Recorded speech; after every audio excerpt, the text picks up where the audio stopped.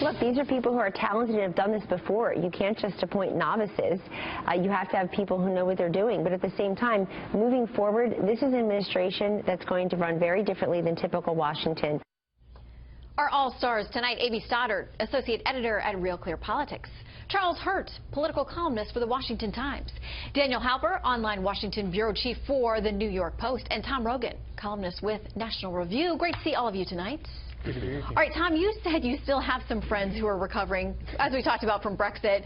They're still digesting the Trump election, but he's now full on in transition mode. We have two names today, Reince Priebus and Steve Bannon, with different roles, two very different guys. Yeah, absolutely. And look, I think most Republicans in Washington will be very happy with the choice of Reince Priebus, because he is seen as someone who can go and meet with not just Republicans on the Hill, but Democrats, a good interlocutor for President Trump. I think what's also interesting is you see the divergence now in the international community. The British government really making a lot of effort to outreach towards Donald Trump, called their foreign minister away from an EU meeting, which essentially was going to complain about Donald Trump. But other EU nations, notably Germany, still putting a very tough line there. And so it's very interesting to see how that binding influence of Brexit and Trump is not just the electoral surprise, but actually new kind of alliances in international politics. We had some positive tweets today. One from Senator Lindsey Graham, who was not a Trump fan, a one-time presidential rival to him during the primaries. He said, "Congrats to @RealDonald Trump for outstanding choice of Reince to be chief of staff. This shows me he is serious about governing." There was also a Newt Gingrich tweet. He says the Bannon-Priebus team is a tremendous choice by President-elect Trump. Bannon for key strategies, Priebus for daily management. Great team. Now, Daniel, you know Twitter's also filled with a lot of people who don't like these choices. They're accusing Bannon of being a racist, far alt-right, white national supremacist, or ties to those groups. So it's playing very differently. Yeah, look, like with much else with Donald Trump, if you're inclined to dislike him, you're going to hate this, and you're going to think Stephen Bannon up there in the White House, this is really bad news. Reince Priebus there. He is by definition the Republican establishment, but if you're inclined to like Donald Trump, you, of course, will find positive things to like about this. Reince Priebus shows that he can work with Paul Ryan and work with Capitol Hill and work with the Republican establishment to try to transform Washington in the way Donald Trump will be. And of course, plenty of people at home are like Breitbart and like Stephen Bannon, and we'll find a lot to like in him. But I think there's a lot to read into it, is what I'm trying to say. But the key here is that Donald Trump had a winning team that brought him to the White House, or that is bringing him to the White House, but successfully won this presidential election, and he is sticking with the exact same team all the way through. And I think people are probably reading a little bit too much into it and what they want to see into it, rather than just, this is a guy who wants to keep the old band back together because they helped him win, and he wants to move them into the White House together. And Charlie, he's always campaigned on the fact that he's an outsider. He's not part of the Washington elite. He's not part of that group. But by leaning on someone like Reince, I mean, he's definitely pulling in the more established part of the party, those connections. And, some folks say that gives them reassurance, like Lindsey Graham, that he's serious about actually governing and being the president. Well, I think that one of the big problems that President-elect Trump has to begin with is the fact that he has run such an outsider campaign. And this is a very screwed up, complex town where you have a lot of various centers of power, and it could be a nightmare for anybody. I think it shows a degree of wisdom that he would bring in somebody that does at least know Washington.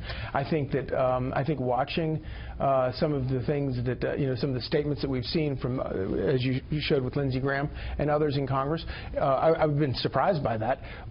They've been far more positive than I thought that they would be. But he faces a Republican Congress that really does. They're not going to give in to him, I don't think. I think that it's going to be an adversarial relationship, and that's a wonderful thing for America.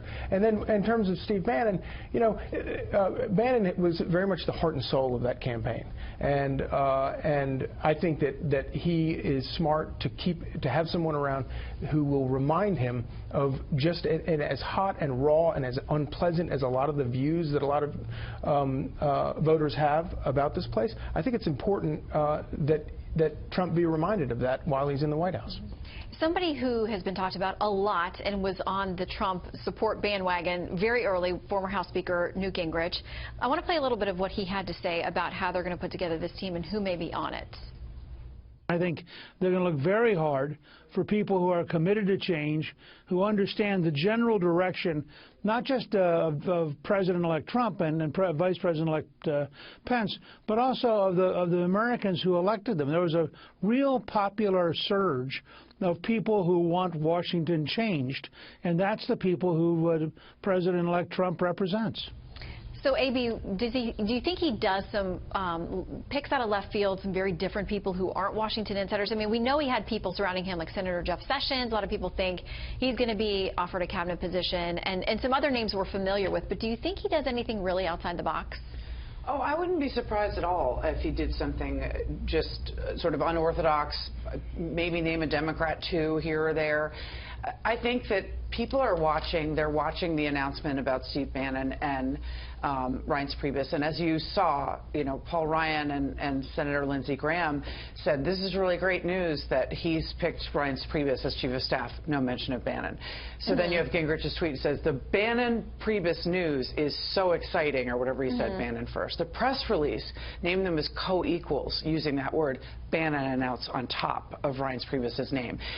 Titles don't matter in Trump's world. He only consults with a few people, and he ultimately makes up his mind by himself. Steve Bannon makes him feel good. He tells him he's a movement leader and he's changing the country and he's moving something historical. The rest of the people around him are just managing him all the time and trying to normalize him and trying to stop him and put him into wedges. And so he's going to probably surround himself with the people that make him feel the best. Jeff Sessions has been loyal. He'll probably give him a job, Rudy Giuliani, Newt Gingrich. And I expect a lot of surprises in the other positions. But the concern for everyone at this point is the National Security staff, many of which decided a long time ago, were very vocal about the fact that he was unfit to serve, didn't have the temperament to be commander-in-chief. They really need to come on board. And that really, I think, is the thing making the people most nervous, who are watching the transition as he fills these spots. Well, Tom, what do you think the mood is like at the Pentagon, Defense Department, when he obviously had the famous statement during the campaign talking about the fact that he knew more about ISIS than the generals did? Yeah. That didn't go over well with a lot of folks in the Pentagon.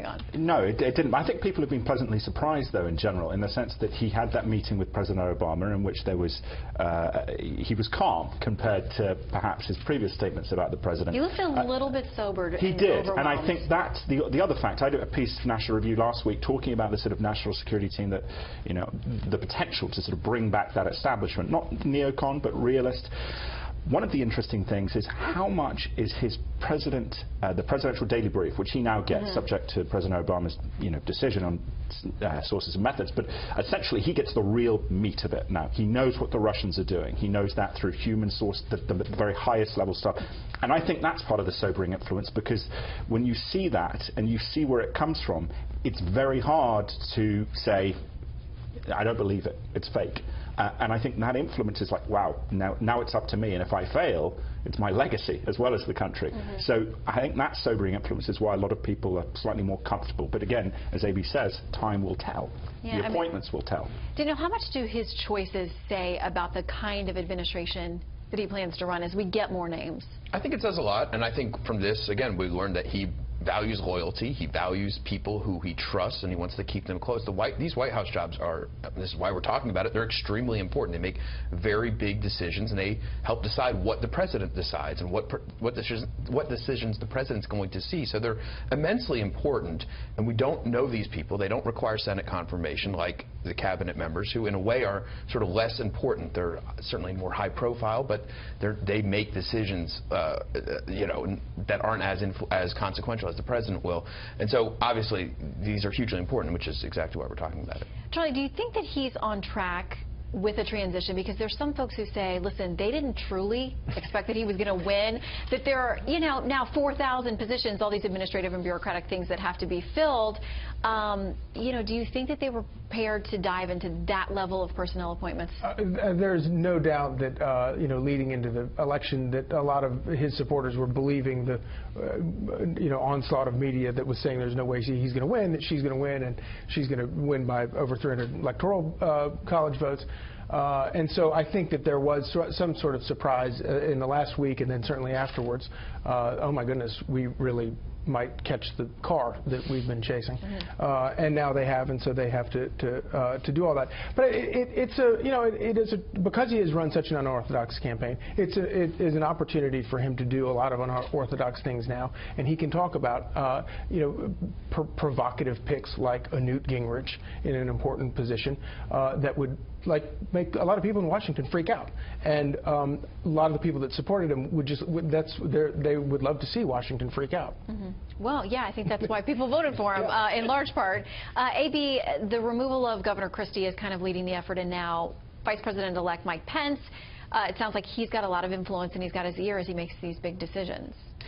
Right. I think the children who really, ultimately it's his daughter and his son-in-law that are the most important people on this entire planet. And so that's why I said titles don't matter. You can be chief of staff, you can be chief strategist, but he's going to call Jared whenever he wants to talk about decision making, and his daughter. So they intervened, right, and they got rid of Corey Lewandowski, a former campaign manager, and then they had Paul Manafort in his place. And then ultimately, Paul Manafort went by the wayside mid-August, and Steve Bannon and Conway took over. Trump is, as he makes these decisions, he is dealing with a little bit of a team of rivals, and so you have that discomfort between Jared Kushner and Chris Christie. Chris Christie was so loyal to Trump. Trump felt that he wanted to reward that. It's not surprising after the children promoted Mike Pence, and Pence proved to be so loyal, that he ended up superseding Chris Christie and was able to take on a bigger role, and Chris Christie got the rub out. He's had some bad news stories out of the Bridgegate thing, and it just doesn't come as a surprise. So he's kind of Lincolnian. We'll leave that there.